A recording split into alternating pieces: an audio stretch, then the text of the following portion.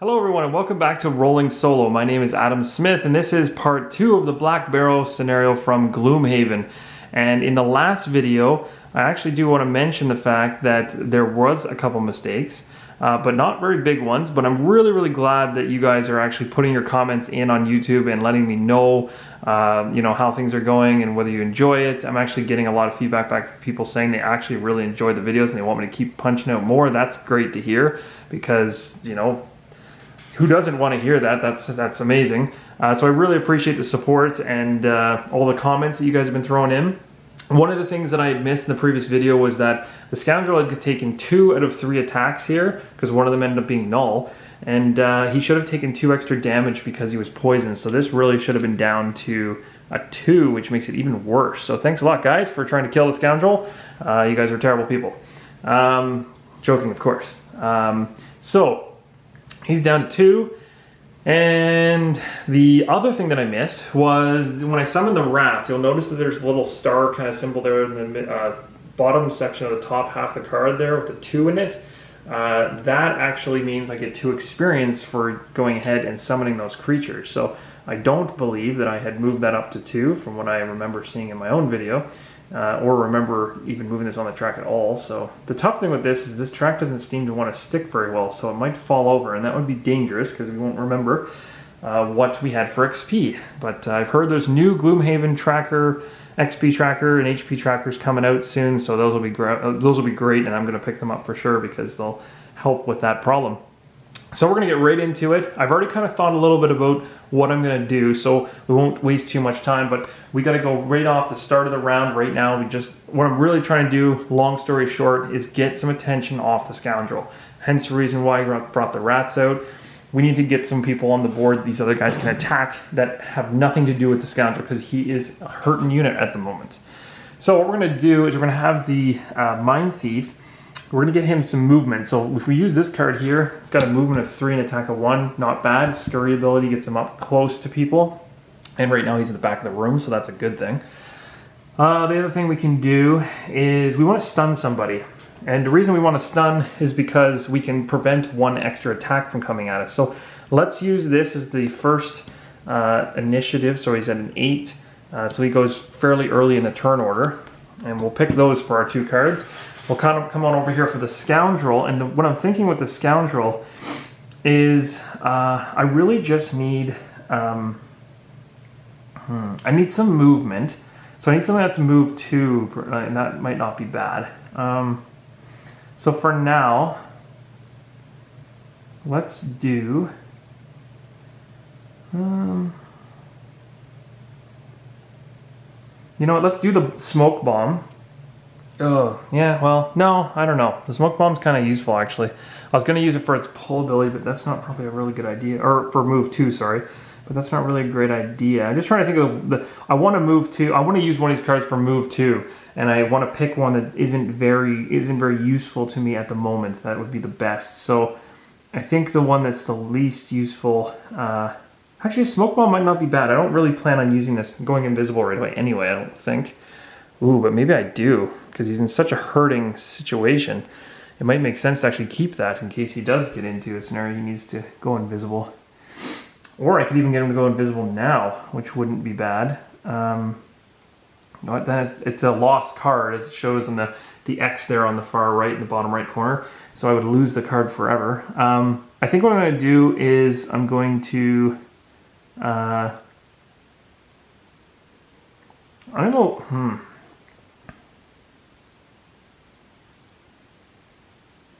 I'll use this one, I think. I'll use this one for... I want to keep this for later in the game because it's a really powerful card. I'm going to use this one for the move too.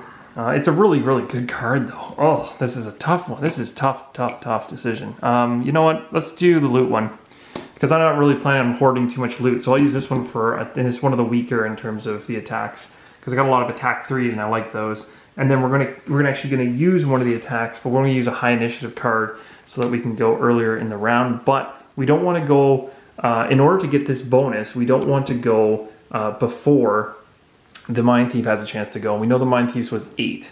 So we're going to actually play the 64 and risk potentially being attacked, which is ugh. Don't know if it's a worthwhile thing. Could be dangerous. That's a really low value. Probably a stupid move, really.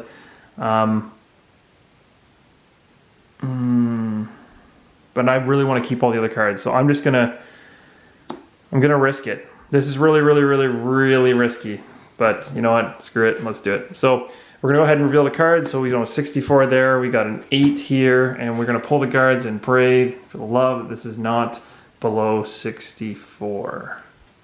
Yes, 70. We're safe. Okay, so that paid off barely. Oh my gosh.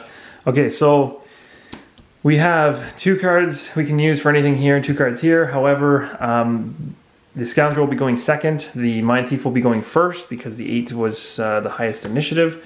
So with the Mind Thief, what we want to do is we're going to use his Scurry abilities. We're going to throw this, we're going to discard this card, and we're going to use it for move 3, attack 1. Now, just so you guys know, because I'm almost getting ahead of myself here, the summon creature actually goes on the turn of the Mind Thief, of the character who summoned him, and goes first. So this summoned creature goes and always does a move, 0, and an attack, 0. And what it means by the 0 is it's modified by whatever your move is on this and whatever the attack is on that.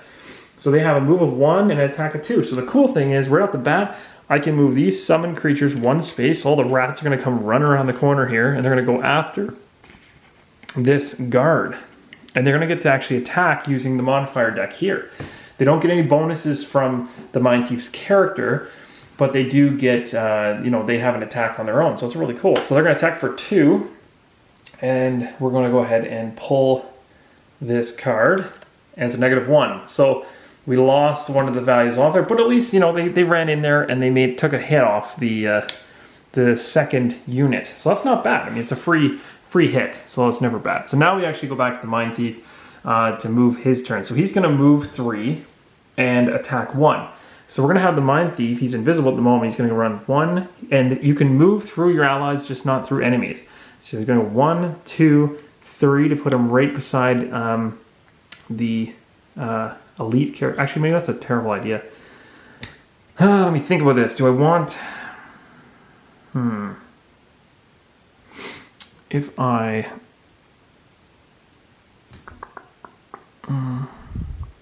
Yes, I do want to do that. Sorry. Yes, because I'm going to stun him in the end. So I want to stun the elite character because I'm really worried about how much damage he does. So I'm going to take this guy, I'm going to run him. So he's going to 1, 2, 3. He's going to land here.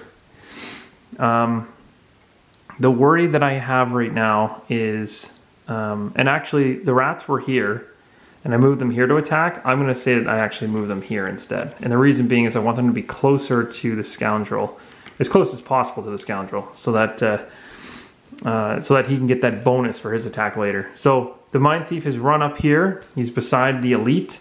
So he did his movement fully. He didn't use all of it. Actually, I think he did. 1, 2, 3. Yeah, he used it all. And he's going to attack for 1. And then we'll discard this card off to the side. So he's going to go ahead and attack. I could poison, and that actually wouldn't be a bad idea. It might not be a bad idea at all. And I think I will because it's an elite. So I'm going to turn this sideways so that we can put a poison marker on the elite character as well. So -1 means that the attack of 1 is a complete wash. So we just lost our attack completely on that card. Now we're going to go ahead and use this card. We're going to use the bottom portion that says attack 1, range 2. The really downside with this is, again, we're attacking with we're attacking close to the target or next to the target. When you do that, you get disadvantage. So I got to pull 2 of these modifier cards. I got 1, and I got to take the worst. Oh, well, they're both positive, but I get +1. So that's not bad because it's the worst of the 2. So +1 onto the attack of 2.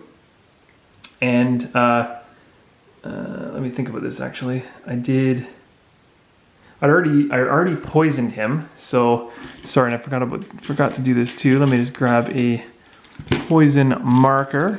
If I can find one in here. So many tokens. So he was poisoned on the last attack because I poisoned him. So when I attacked here, even though I failed my attack, I used my dagger. And so when I used my dagger, I ended up putting poison on that elite character. Then I just did this attack, and this attack is attack 1, plus the fact that it is disadvantaged, and so I had to take the worst of it. So that's another, so 1 plus 1 is 2, plus another 1 for being poisoned is 3. Now the elites have a shield of 1, so only 2 actually got through. So 2 of them will sit on number 3 for the elite. So that's not terrible. It really just looks like everyone's sick here. Everyone's poisoned and hurting.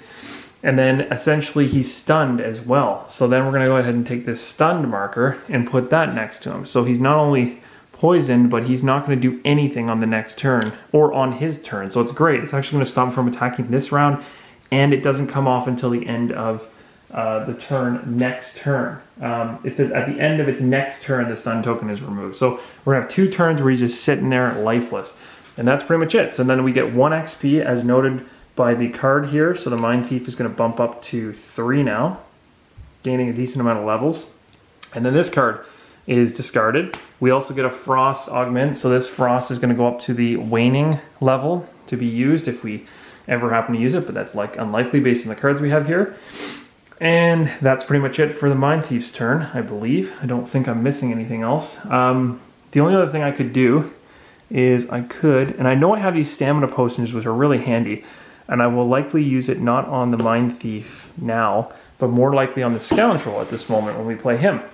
Because he has a heal card in his discard, and I want it back. So I'm going to actually use the stamina potion now in order to get these throwing knives back into my hand, because they were actually pretty useful. And oh, okay, I'm knocking all kinds of stuff over. So we've exhausted both those. So, and then we're gonna get this card here, which is a really important one because we need to heal badly, back into our hand. Can't use them right now, but they're ready for the next turn. Because it says during your turn, exhaust a card and recover up to 2 cards from your discard pile. So that's really handy. It goes away actually, sorry. So it's not exhausted, it actually flips over. Can't be used for the rest of the scenario, but is replenished at the end of this scenario.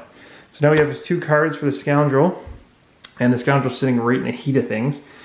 So what we're gonna do is, we've got our movement that we need. So we're gonna go ahead and first off, we're just gonna do, well, the debate here is we want to kill the first and third individuals. So we want to kill the standard ones.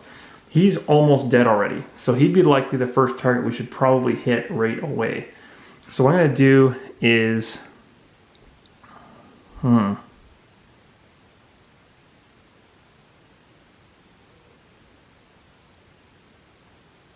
no, let's just worry about knocking number 2 away. So we're gonna go ahead and we're gonna move 2. So we're gonna take the Scoundrel and we're gonna head here so that we're now adjacent to our allies. We're gonna attack here. So we have an attack 2 modifier. We're gonna pull that to see what we get. -1. Shit. Okay, so then that's only 1 hit against the guards. So we're gonna take 1 token and it's gonna hit the number 2 player. And then, let's see. Now this card here has been used and is discarded. Now we're gonna do the really big attack. And this is the flanking strike for 3 plus 2 and gain an experience when target is adjacent to any of your allies, which this target is adjacent to the rats. So we're gonna go ahead and we're gonna attack. We're gonna pull a modifier card for this. We got a -1, too many negatives there. But we had 5 attack here. So 5 attack -1 is 4 that comes through. This individual has 2 damage on him, and that is enough to completely kill him. So this individual goes down in history as the very first character we killed. He is removed from the game, and a coin drops in his place. So that's really exciting. So then this particular card has been used and spent. This goes into the discard. There's one thing that I forgot to do on the Mind Thief's turn. It is the end of his turn, so he now reappears back on the board and is no longer invisible. Okay, and then so now at this point we've got a stunned elite and that's poisoned, and a regular guy who's poisoned and almost dead. But all of our turns have ended and we've moved everybody, done everything we can this turn. So now what we're gonna do is for the very end of this turn, we're gonna do the guard ability here for them. And we don't move the elite character because he's a boss and he's been stunned, so he's not gonna do anything this turn. He's gonna just sit there. You can't perform any activities at all. But the other guard has a movement of 3, or sorry, a movement of 3 -1 on this card. So he can move 2 to the nearest person. So he can either go, he can't move this way because it's a door. So I don't believe he can move into that square. He can really just head this way. So he's going to head towards the scoundrel again, which is unfortunate because the scoundrel is hurting at the moment. So that's not good. And he's going to attack, and it's a +1. So this is likely not to go over very well. He's probably going to get hit pretty hard. So this guy here is going to attack with a +1. He's going to pull, we're going to pull one of his cards to see what he gets. And we know that our scoundrel is also poisoned. So, ooh, bad news. Okay, so that's an attack of 3 from his base hit, +1 from the modification, +1 from the poison. That's 5. We can't take that much damage on him or he's going to die, so we're going to have to chuck a card. Didn't really want to do that, but we have to now because we do not want him to die. So, which card is the one that we should get rid of? That is the question.